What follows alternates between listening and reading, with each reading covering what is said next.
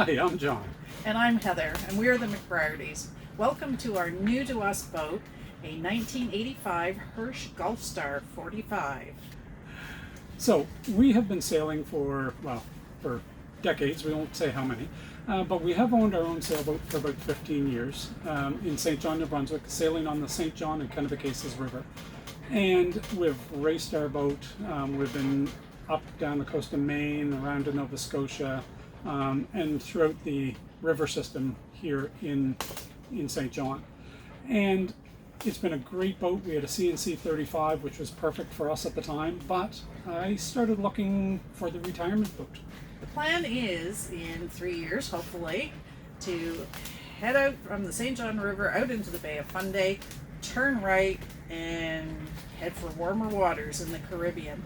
It was a long search, or John had a long search for the right boat. He's been looking at all kinds of different types, and our list of must-haves was quite long. Yeah, well, for a boat, you need a long list. So for me, it was mechanically, it needed to be sound, a good engine, instruments, those sorts of things, and a boat that I could work on. For me, I wanted hot and cold running water, refrigeration, and a separate shower stall were my main three. Again, looking for the longer term Caribbean, for myself, there were things like anchor windlass, davits on the back, solar. This one actually has solar and wind, so it met all of that criteria as well. And what I had always wanted but didn't think I would actually get is a walk around aft cabin, which this one has, so I'm pretty excited about that. Yeah, so it ticked a lot of the boxes for us.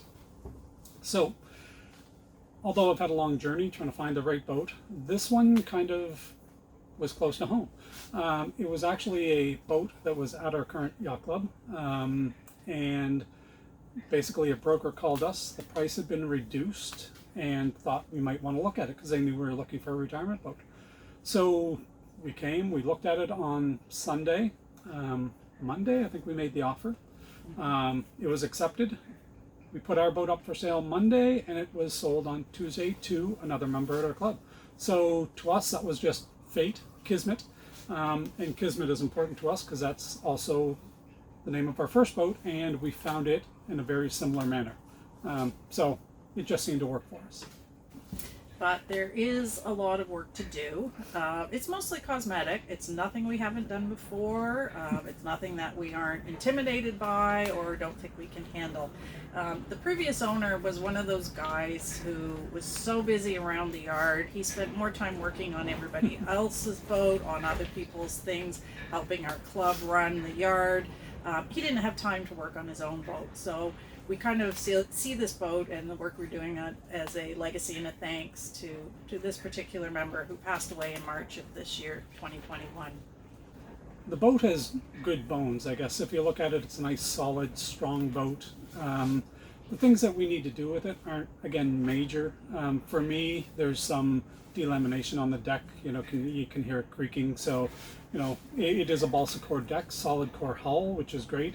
But the decks, it's nice and easy to peel those up, epoxy, fix them, and put them all back down. So, to me, they're just minor things that we need to do. But otherwise, rigging, everything else is in great shape. The engine is 10 years old. Doesn't have a lot of hours on it, which is another benefit. I think the biggest challenge for me is just going to be figuring out the engine, the electrical, where everything runs to. Because if something goes wrong, I want to be able to find it fast. So what I'm looking to do is painting, cleaning up the woodwork inside, varnishing. There's a lot of cushions that I want to recover or replace, and actually some of that's easy. Other things I'm not going to be able to do until the weather warms up. We're heading into, it's December now, it's a week before Christmas. This is our Christmas present to each other.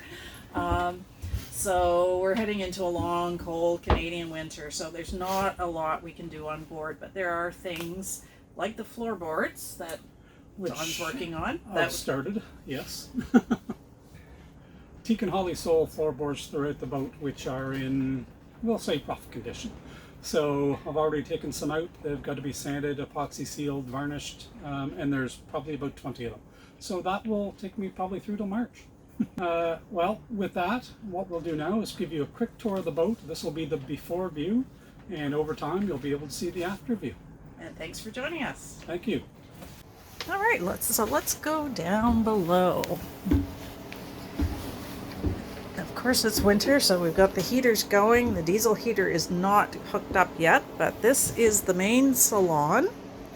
These are the cushions that will eventually be recovered, replaced on both sides. This one opens up into a double berth, slides out, and we have the big folding table in the middle.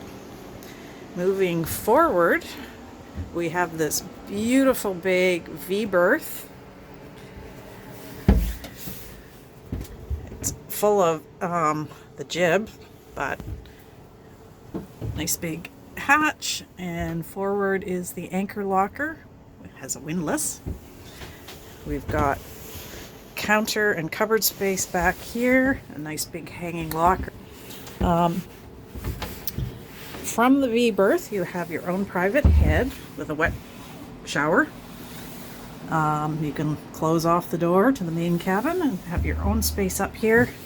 This is going to be so fantastic for guests and our family when they come to visit. Moving aft again, as you can see, the wood is in really good condition. Down below, not so much, but all it needs is a little sanding, a little varnishing.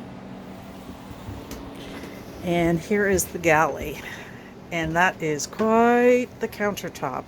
My plan is to actually paint this with Petit Easy Epoxy paint. It's my favorite paint on a boat.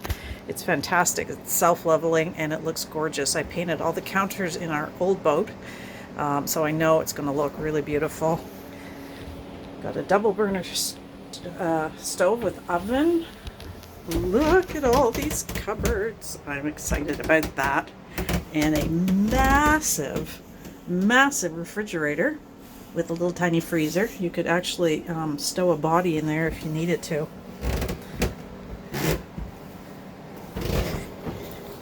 And the sink is in a nice place.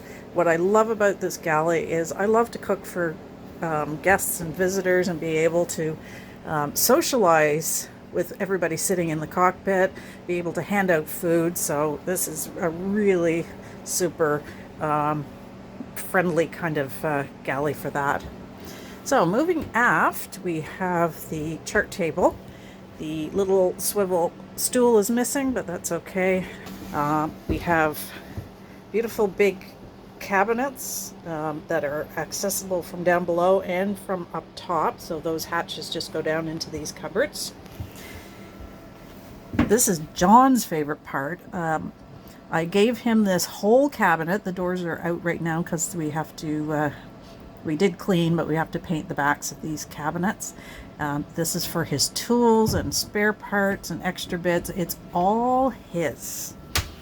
And again, we've got a hanging locker. The ductwork for the diesel heater goes through this hanging locker, so we can put our wet sailing gear in there and it will dry out, which is wonderful.